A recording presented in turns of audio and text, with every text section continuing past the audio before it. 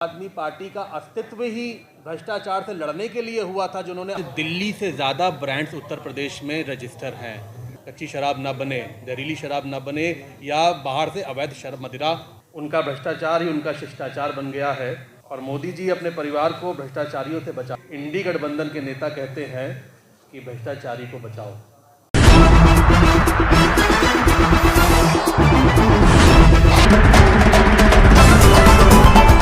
उसको एक्सपोज करने के लिए और क्या उनका उद्देश्य था, उसके बारे में आज आप सबके बीच में हम सब उपस्थित हैं।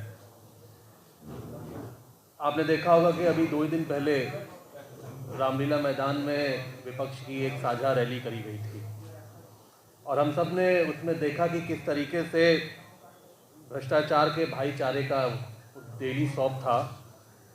हमने देखा कि भ्रष्टाचारी किस घमंड से अपने भ्रष्टाचार को जस्टिफाई कर रहे थे। प्रधानमंत्री जी श्री मोदी जी कहते हैं कि भ्रष्टाचार हटाओ, लेकिन ये इंडी गठबंधन के नेता कहते हैं कि भ्रष्टाचारी को बचाओ। इंडी गठबंधन के नेता प्रधानमंत्री जी को चाहे कितने भी हमले कर लें, लेकिन प्रधानमंत्री मोदी जी रुकने वाले नहीं हैं।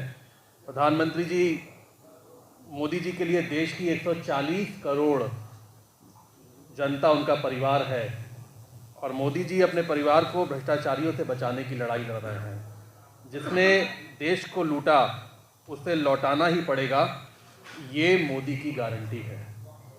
ये घोटालेबाजों की बारात है जहां सब देश को लूटना चाहते हैं, मगर चाहते हैं और ये भी चाहते हैं कि उनके भ्रष्टाचार पर चर्चा ना हो। इस पर मैं ये 3-4 लाइनें कहना चाहता हूँ। घोटाला अपना हर रोज़ बड़े चाव से करते हैं वो, और ये भी चाहते हैं कि कोई एक्शन भी ना हो। ये गठबंधन जनबंधन नहीं, ठगबंधन है। अब ये घमंडिया गठबंधन है क्या, ज़रा इससे मैं थोड़ा सा रोशनी डालना चाहता हूँ। आम आदमी पार्टी ये कहती है कि जो रैली हुई ये केजरीवाल की गिरफ्तारी के समर्थन में रैली थी, लेकिन उनकी समर्थक कांग्रेस पार्टी ये कहती है कि ये किसी व्यक्ति के समर्थन की रैली नहीं थी, ये पूरे इंडी गठबंधन के समर्थन की रैली थी। कांग्रेस आम आदमी पार्टी दिल्ली में तो साझा चुनाव लड़ते हैं, लेकिन जब पंजाब की बात आती है तो वो कहते हैं हम आपके हैं कौन। पश्चिम बंगाल में ममता बनर्जी ने साथ लड़ने से इनकार कर दिया। बिहार में आरजेडी ने अपने उम्मीदवार पहले घोषित कर दिए। महाराष्ट्र में उद्धव ठाकरे जी ने अपने पहले उम्मीदवार घोषित कर दिए। कांग्रेस और आम आदमी पार्टी को छोड़ के तमाम उनके सांसद और विधायक उनके जा रहे हैं। उत्तर प्रदेश में कांग्रेस को कोई भाव नहीं दे रहा है। इस घमंडिया गठबंधन के काम क्या हैं, ये मैं आपके सामने कुछ संक्षिप्त में आपके सामने रखना चाहता हूँ। जितना हो सके लूटो, हर दिन नया झूठ बोलो, मोदी जी को गाली दो, देश को बदनाम करो, हिंदू धर्म को गाली दो, जम के घोटाले करो, जांच एजेंसियां जब नोटिस दें तो उसे इग्नोर करो, कार्रवाई हो तो कोर्ट पहुंचो, कोर्ट भी फटकार लगाए तो विक्टिम कार्ड खेलो, देश के लोकतंत्र पर खतरा बताओ, जनता को गुमराह करो, सारे चोर इकट्ठे हो जाओ, जोर जोर से बोलो, छाती पीट पीट कर बोलो कि भ्रष्टाचार को बचाओ, भ्रष्टाचारी बचाओ। इस टोली को देखते ये तो पता चलेगा कि जो भ्रष्टाचारी हैं, जो भ्रष्टाचार के मामले में या तो जेल में हैं या बेल पर हैं, वे भ्रष्टाचार बचाओ रैली निकाल रहे हैं। ये संदेश खाली पर चुप रहते हैं। इनके नेता देश अपमान पर भी चुप रहते हैं। ये अपने घोटालों पर चुप रहते हैं लेकिन सज़ा पर सवाल उठाते हैं। ये हिंदू देवी देवताओं पर के अपमान पर चुप रहते हैं। ये झूठे आरोप लगाते हैं लेकिन बाद में माफ़ी मांगते हैं। पंजाब में जेल पर हमला होता है और ये चुप रहते हैं। इनके चेहरे देखिए, हर एक चेहरे पर घोटाले और भ्रष्टाचार का काला धब्बा है। जेल में बंद नेताओं को कोर्ट भी जमानत नहीं दे रही है। सत्येंद्र जैन को जमानत देने से कोर्ट का इनकार, मनीष सिसोदिया को जमानत देने पे कोर्ट का इनकार, संजय सिंह को जमानत कोर्ट नहीं दे रहा है। केजरीवाल कोर्ट के आदेश पर रिमांड में है। हेमंत सोरेन को जमानत कोर्ट नहीं दे रहा है। कांग्रेस पार्टी से इनकम टैक्स की रिकवरी को दिल्ली हाईकोर्ट सही ठहरा रहा है। शाहजहां शेख पर कोर्ट शाहजहां शेख पर भी कोर्ट अपनी कार्रवाई कर रहा है। लालू यादव पर कोर्ट से मामला तय हो रहा है। तो मैं तो आज ये कहना चाहता हूँ, क्या ये इंडी गठबंधन कोर्ट के खिलाफ ये रैली कर रहा था? आजकल देश में विपक्षी पार्टियों द्वारा भ्रष्टाचार को मेडल की तरह पेश करने का फैशन चल पड़ा है। उनका भ्रष्टाचार ही उनका शिष्टाचार बन गया है। मामला कोर्ट में हो तब भी इन सब पर मज़ा ये है कि गर्व से इसे बताते नहीं थकते। कांग्रेस के तमाम नेता जी भर के जिस पार्टी को हर दिन आलोचना करते थे, आज उनके साथ गलबेलिया करते दिखाई दे रहे हैं। समाजवादी पार्टी जो इंडी गठबंधन का हिस्सा है, सब जानते हैं कि इन्होंने किस तरीके से उत्तर प्रदेश में भ्रष्टाचार किया है। 2012 से 17 के बीच में जो समाजवादी पार्टी की सरकार उत्तर प्रदेश में चल रही थी, उसमें घोटालों की भरमार थी। चाहे वो खनन का घोटाला हो, चाहे वो शराब का घोटाला हो, और भी तरीके के घोटाले, ये सब समाजवादी पार्टी की सरकार में हुए। भ्रष्टाचार तो पूरा देश जानता ही है, लेकिन इनके परिवारवाद से भी उत्तर प्रदेश की जनता पीड़ित हुई थी। जो पार्टी कभी कांग्रेस को सबसे भ्रष्टाचारी पार्टी के रूप में जो बोलते थे, जो देश के सामने दिखाते थे, आज वही समाजवादी पार्टी कांग्रेस के साथ हाथ मिला के एक बार नहीं बल्कि कई बार उनके साथ मिलकर उत्तर प्रदेश में विधानसभा का चुनाव और फिर लोकसभा का चुनाव उन्होंने लड़ने का काम किया है।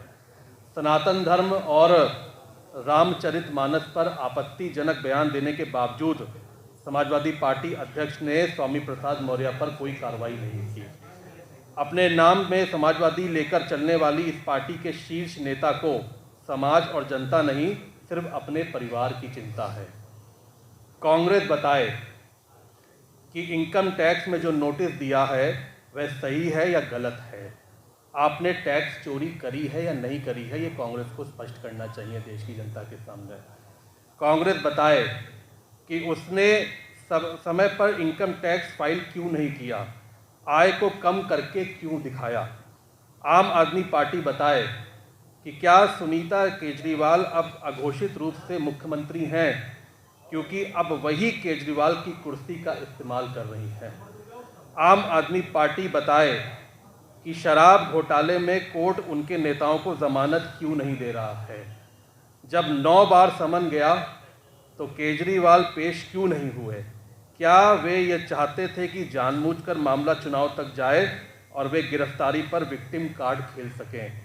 झारखंड मुक्ति मोर्चा बताए कि झारखंड का मुख्यमंत्री कौन है, चंपई सोरेन या कल्पना सोरेन।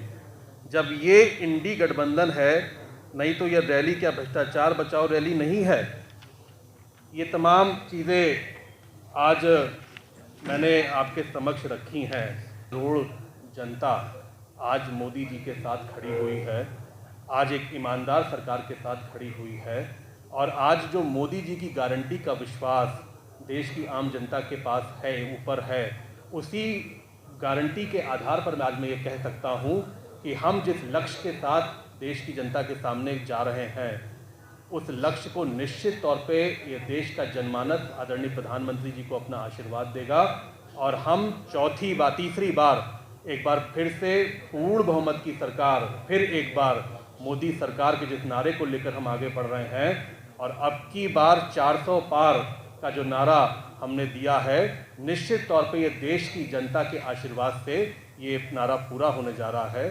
मैं यहाँ पे आए हुए सभी पत्रकार बंधुओं का बहुत बहुत धन्यवाद दूंगा, आभार व्यक्त करना चाहता हूँ, और अगर आपके कोई प्रश्न हैं तो ये इंडिया अलायंस का अस्तित्व कहीं भी देश में नज़र नहीं आ रहा है।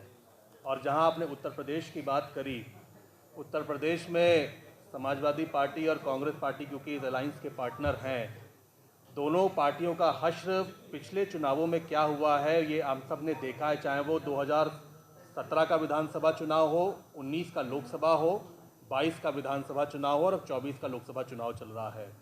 लगातार चुनाव में जो इनकी हार है, और चाहे इन्होंने जितने भी गठबंधन किए हैं, उत्तर प्रदेश की जनता ने इन पार्टियों को पूरी तरीके से नकार दिया है।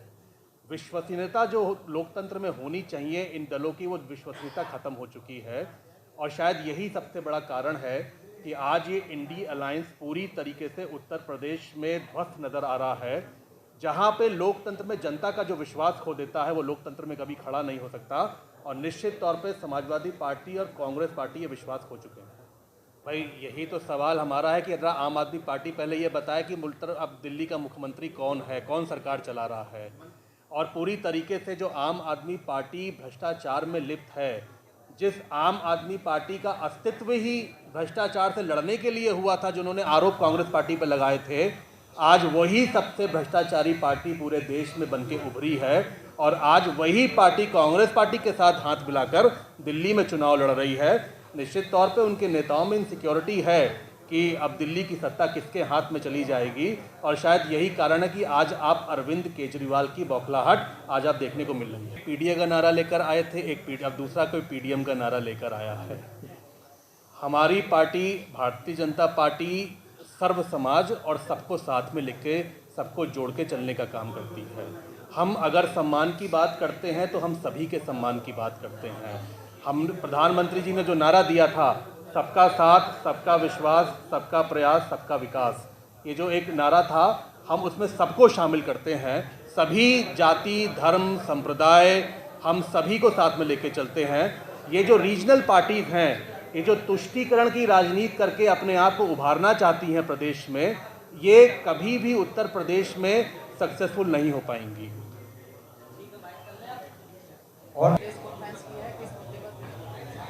देखिए, आज इंडी गठबंधन ने जो रामलीला मैदान में अभी कुछ 2 दिन पहले जो एक रैली करी थी, उस रैली की सच्चाई क्या थी, इस सच्चाई को जनता के बीच में पहुंचाना आवश्यक था, ज़रूरी था, और उसी मुद्दे को लेकर आज हम लोग ने पत्रकार वार्ता पत्रकार वार्ता करके उस सच्चाई को जनता के बीच में रखने का काम किया है। ये हम लोग पूरी तरीके से, आपने जो बात ओवर रेटिंग की कही है, मैं पिछले, क्योंकि 2 साल से ये दायित्व मेरे पास है और हम लोग इस डिपार्टमेंट को देख रहे हैं, मैंने हमेशा सब पत्रकार साथियों से भी कहा है और लोगों से भी कहा है, जहाँ जहाँ ये शिकायत जब एक रखी गई कि कोई स्पेसिफिक घटना अगर कोई ऐसी आपके संज्ञान में आती है तो वो आप मेरे नॉलेज में लाइए कि कहाँ पे ओवर रेटिंग हो रही है।